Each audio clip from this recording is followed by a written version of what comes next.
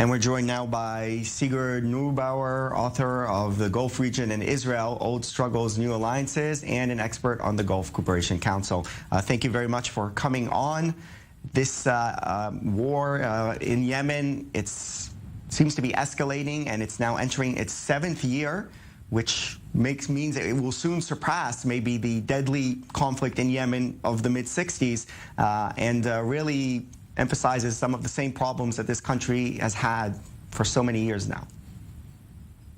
Thank you very much for the opportunity to be with you this evening. I think it's important to emphasize that we have seen the escalations between the Saudis and the Yemenis taking place now, as both Saudi Arabia has launched its own peace initiative just days ago. And we know, of course, that the Biden administration has made resolving the war in Yemen as a key priority. So we're seeing these escalatory attacks coming from the Houthis attacking Saudi Arabian infrastructure at a very precarious moment in time. And on the other side of that coin, we are, of course, seeing escalations between Israel and Iran taking place via attacks on Israeli ships. So these developments are, of course, linked. Yeah, so really, Iran is sort of in the background of this, of course, them arming and supporting those Houthis. What is really causing this sort of extra escalation, tension from the Iranian side? We're seeing, like you said, attacking Israeli cargo ships. They seem to be egging the Houthis on more at the moment as well.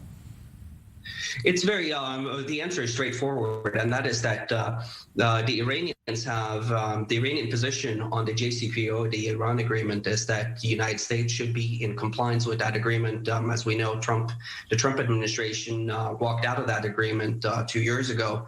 And the Iranian position is that the United States should lift all sanctions and come into compliance with the agreement. The American position has changed since 2015, when the Obama administration signed on to the agreement, and now, and the Biden administration believes that the JCPOA of 2015 is no longer valid for the geopolitical developments that we have seen, because after 2015, we have seen that the Iranians have used sanctions relief to support its regional actors, including the Houthis, which now have this acquired capability to launch sophisticated missiles and rockets against Saudi Arabia's infrastructure. So this is where we're seeing the escalations in the Yemen theater, because there's a deadlock over who should go first.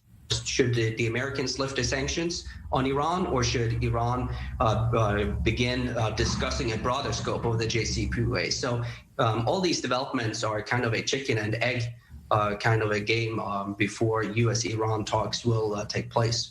And of course, suffering from this entire engagement really there in Yemen is the civilian population, where there's a real humanitarian disaster there.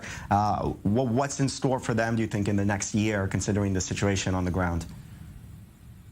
Well, according to both a UN plan, and we know that the UN Special Envoy for Yemen just met with the Houthi spokesman today, as a matter of fact, who is based in Muscat, Oman, Mohammed Abdul Salam. So they are trying to continue to discuss de-escalatory measures, including on how to ferry in aid into Yemen. As of now, the only port that is allowing international humanitarian assistance to enter into Yemen is the port of Hudaydah, which is on the Red Sea coast.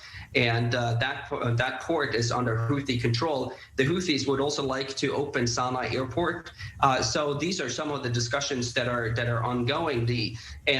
So the question is, how can the Saudi position, which was outlined, as I mentioned, in the Saudi Peace Initiative, and the Houthi demands of opening Sana'a International Airport and perhaps some other ports, how can these gaps be bridged so that more humanitarian aid can enter into the war-torn country?